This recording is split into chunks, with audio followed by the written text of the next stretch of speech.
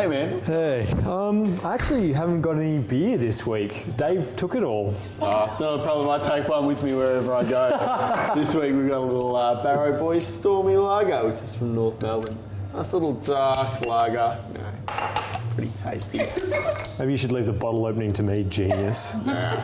So It's on my car keys, you know. I always thought it was a good combination. what's been happening this week, guys? Well,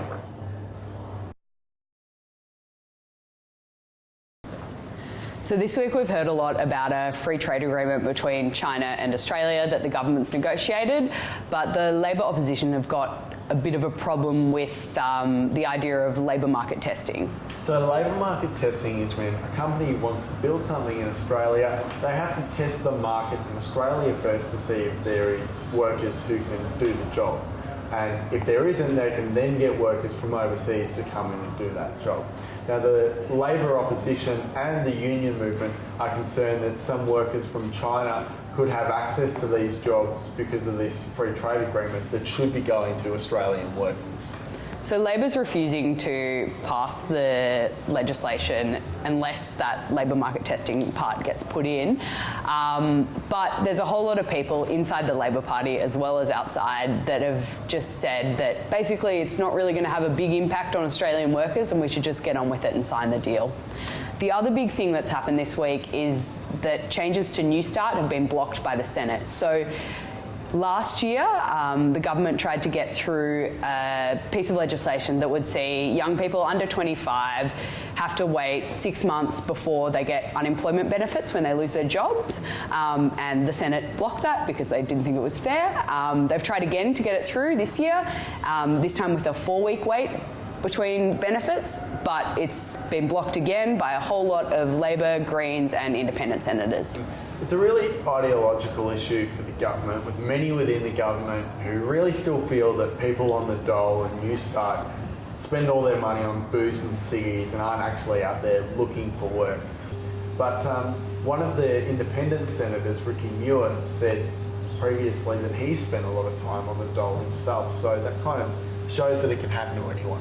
Yeah, and the Greens have actually come out this week and said that there's no international evidence that shows that withholding benefits from people who have lost their jobs actually helps them find jobs any faster. So I think it's really good that this group of senators have come together to block this bit of legislation. So this week the big news has been around Australia's refugee intake. Can you tell me what happened? Yeah, so late last week a photo came out of a 3-year-old boy who drowned in the Mediterranean Sea after fleeing Syria, and it's caused a really big rethink in Australia's refugee policy. So the Syrian conflict's been going on for about 5 years now, but it was only really about 12 months ago that the Islamic State started to take control of northern Syria, and it's left millions of people without a home and no place to go. And this photo has really triggered a big change in the way the Australian public thinks about refugees and asylum seekers. It's kind of forced us to acknowledge that the problem is bigger than just what we see here on our shores. And we've kind of started to think about it in ways that aren't just about national security and border protection, and really see Australia as part of the rest of the world. Now, it's taken the government a few days to work out what to do with this drastic change in public sentiment. But on Wednesday, the Prime Minister came out and said that Australia was going to take an extra 12,000 refugees from the Syrian crisis. Now, that's on top of the around about 14,000 humanitarian refugees we take in every year.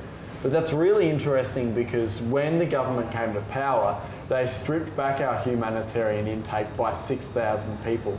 So really, since this photo, our intake's gone from 14,000 to 26,000 overnight.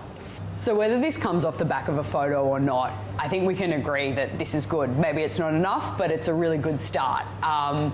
But there's been a bit of a suggestion that from some people in the government that they don't want any more Muslim men coming to Australia as part of this refugee intake.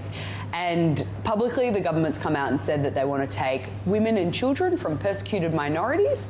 And there's a bit of a suggestion that those persecuted minorities would be Christians. So basically what they're saying is we're happy to take refugees, but we want the Christians, not the Muslims. And I think there's something really fundamentally wrong with that. I think the idea of humanitarian intake is that you take the people that are fleeing from war-torn countries, and it doesn't matter what their religion is. Saying that we'll take Christians but not Muslims is like saying we'll take white people but not black people. It's fundamentally in opposition to the idea of humanitarian intake, and I just think it's wrong. But at the moment, it's pretty speculative, so we really have to wait and see as to how it plays out. The other issue that's surrounding this is that the government said that they're going to bomb Islamic State in Syria and Iraq. Now, it's problematic for a couple of reasons. One of them is that most people who know much about it seem to be of the opinion that bombing alone won't solve the problem. If we actually wanted to get rid of Islamic State, we'd probably have to do something on the ground as well, which the government's just not willing to do at the moment. And the other issue is that Islamic State's main opposition is the Assad regime in Syria, and our government's come out in opposition to them previously. So it kind of looks like now we're turning our attention away from Assad and onto Islamic State, which some people are calling a little bit hypocritical. So the dumb question that we've been asking ourselves this week is, what's the difference between the 12,000 refugees we're going to take from Syria and the Syrians who are sitting in indefinite detention in our detention centres in Manus Island and Nauru?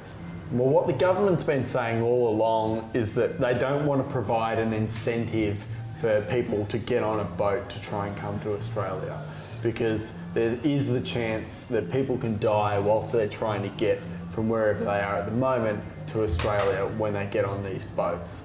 Now, that means that we are prioritising people who are in UN camps in Europe and the Middle East over the people who are on Nauru and Manus Island now. So I think our government sort of has this idea that people sitting in UNHCR camps are more worthy of our assistance than people who come by boat. But realistically, we're talking about the same group of people here. They're the same Syrians who have been fleeing this civil war that's been going for the last 5 years, and they really need help, however they get to Australia. However, I think it's unfortunate that we do have to draw a line at one point or another, because we can't take all of the millions of refugees who are coming out of the Syrian conflict. So we've got to draw a line sooner or later. Yeah, but I think that line has been drawn well and truly too early. We're one of the most prosperous countries in the world. We have so much space. We have so much natural resources. We have so much money. We can afford to take a shitload more than what we are taking now. I agree that I think 12,000 is really only scraping the surface of what we're capable of. But given that we've got to stop somewhere, I think we should take as many people as we possibly can in the safest possible way. And I think that means we've got to do whatever we can to stop people making the choice to get here via those dangerous means, like getting on a boat. That's all for this week for Politics at the Belleville. Send us your dumb questions on Twitter. And make sure you tune into the Cataclysm podcast on Sunday to hear us have a yarn about student elections. See you next week. week.